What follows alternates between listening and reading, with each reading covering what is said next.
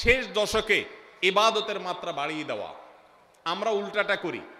আমাদের দেশে রমজানের প্রথম দশকে মসজিদ ফুল হয়ে, বারান্দা ফুল হয়ে, রাস্তায়ও মুসল্লি দাঁড়ায়।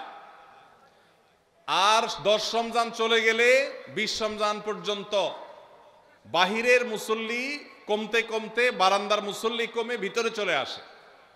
আর শেষ 10 দিনে আসলে, ঈদের দিনগুলো যখন কাছে আসে, তখন 5 ওয়াক্ত নামাজের ওই নিয়মিত মুসল্লি ছাড়া বাকিগুলো সব উধাও হয়ে যায়।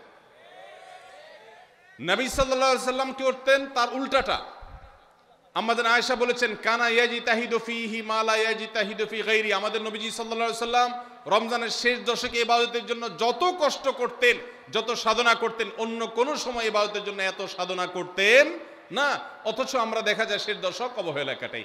এই জন্য ভাইরা, শেষ দশকে ইবাদতের পরিমাণ আরো বাড়িয়ে দিতে হবে, আমলের পরিমাণ বাড়িয়ে দিতে হবে।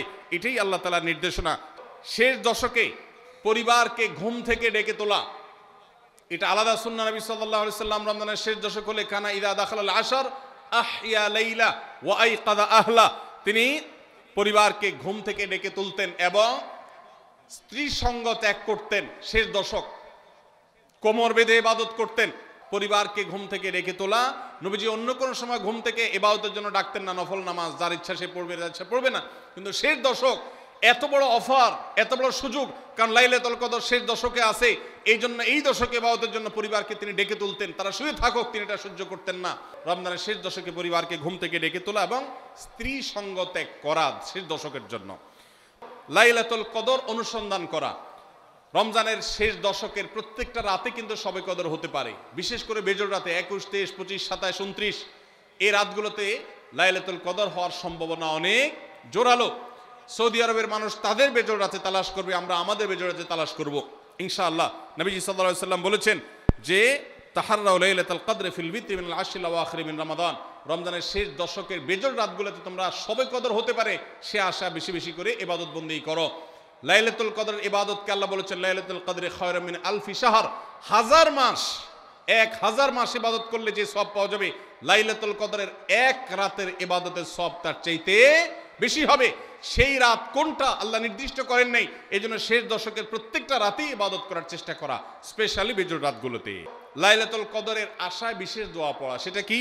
আল্লাহুম্মা ইন্নাকা আফুউন তুহিব্বুল আফওয়া ফাআফু আন্নি। আল্লাহ আপনি ক্ষমাশীল, আপনি ক্ষমাকে ভালোবাসেন, অতএব আমাদেরকে ক্ষমা করে দিন। এটা রমজানের শেষ দশকের প্রত্যেক রাতেই পড়বেন। যে রাতটা একটু শান্ত শিষ্ট, একটু শীতল, একটু বৃষ্টিভাব, একটু লাইলাতুল কদরের আবহ বোঝা যায়, সেই রাতকে লাইলাতুল কদর আশা করে, প্রত্যাশা করে বেশি বেশি দোয়া পড়বেন। আল্লাহুম্মা ইন্নাকা আফুউন তুহিব্বুল আফওয়া ফাআফু আন্নি। ফিতরা আদায় করা, অর্থাৎ রমজান মাসের রোজাতে যদি ভুল ত্রুটি হয়, এটা রিফাইন্ডের কাজ হয়ে যায়, রিফ্রেশমেন্টের কাজ হয়ে যায়। ফিতরার মাধ্যমে প্রত্যেক সচ্ছল ব্যক্তি তার নিজের পক্ষ থেকে, নিজের স্ত্রী এবং নিজের ছোট বাচ্চাদের তরফ থেকে ফিতরা আদায় করবেন। প্রাপ্তবয়স্ক সন্তান থাকলে তারা তাদেরটা আদায় করবে, আর না হলে বাপও তাদেরটা আদায় করতে পারে। ফিতরা স্বরূপ গরিবদের বাসায় একদিনের খাবার এটা পৌঁছে দিতে হবে। এটা হলো ফিতরা।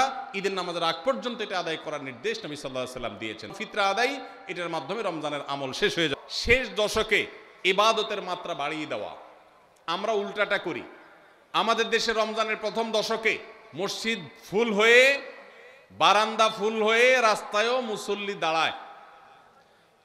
আর 10 রমজান চলে গেলে 20 রমজান পর্যন্ত বাহিরের মুসল্লি কমতে কমতে বারান্দার মুসল্লি কমে ভিতরে চলে আসে। আর শেষ 10 দিনে আসলে, ঈদের দিনগুলো যখন কাছে আসে, তখন 5 ওয়াক্ত নামাজের ওই নিয়মিত মুসল্লি ছাড়া বাকিগুলো সব উধাও হয়ে যায়। নবী সাল্লাল্লাহু আলাইহি সাল্লাম কি করতেন? তার উল্টাটা। আমাদের আয়েশা বলেছেন, কানা ইয়াজিতাহিদু ফীহি মা লা ইয়াজিতাহিদু ফী গায়রি। আমাদের নবীজি সাল্লাল্লাহু আলাইহি সাল্লাম রমজানের শেষ দশকে ইবাদতের জন্য যত কষ্ট করতেন, যত সাধনা করতেন, অন্য কোন সময় ইবাদতের জন্য এত সাধনা করতেন না। অথচ আমরা দেখা যায় শেষ দশক অবহেলা কাটাই। এই জন্য ভাইরা, শেষ দশকে ইবাদতের পরিমাণ আরো বাড়িয়ে দিতে হবে, আমলের পরিমাণ বাড়িয়ে দিতে হবে। এটাই আল্লাহ তাআলার নির্দেশনা।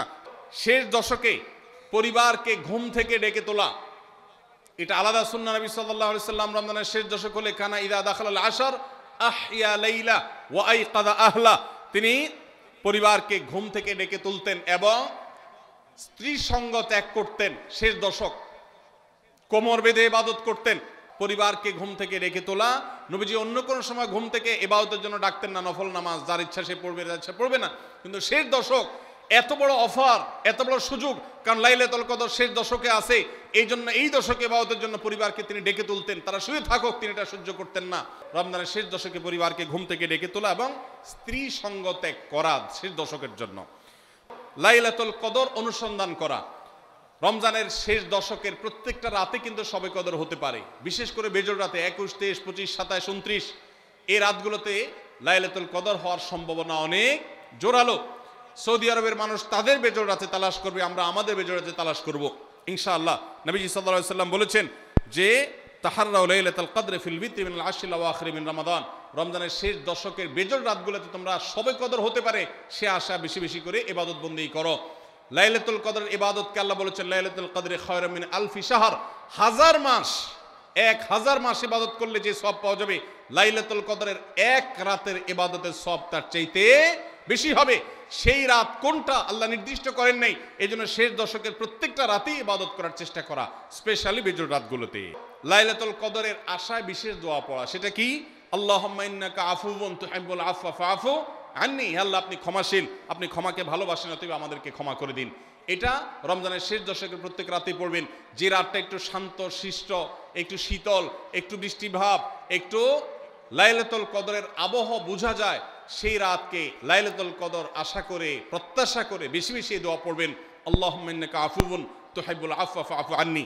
ফিতরা আদায় করা, অর্থাৎ রমজান মাসের রোজাতে যদি ভুল ত্রুটি হয়, এটা রিফাইন্ডের কাজ হয়ে যায়, রিফ্রেশমেন্টের কাজ হয়ে যায় ফিতরার মাধ্যমে। প্রত্যেক সচ্ছল ব্যক্তি তার নিজের পক্ষ থেকে, নিজের স্ত্রী এবং নিজের ছোট বাচ্চাদের তরফ থেকে ফিতরা আদায় করবেন। প্রাপ্তবয়স্ক সন্তান থাকলে তারা তাদেরটা আদায় করবে, আর না হলে বাপও তাদেরটা আদায় করতে পারে। ফিতরা স্বরূপ গরিবদের বাসায় একদিনের খাবার এটা পৌঁছে দিতে হবে। এটা হলো ফিতরা। ঈদের নামাজের আগ পর্যন্ত এটা আদায় করার নির্দেশ নবী সাল্লাল্লাহু আলাইহি ওয়াসাল্লাম দিয়েছেন। ফিতরা আদায়, এটার মাধ্যমে রমজানের আমল শেষ হয়ে যাবে।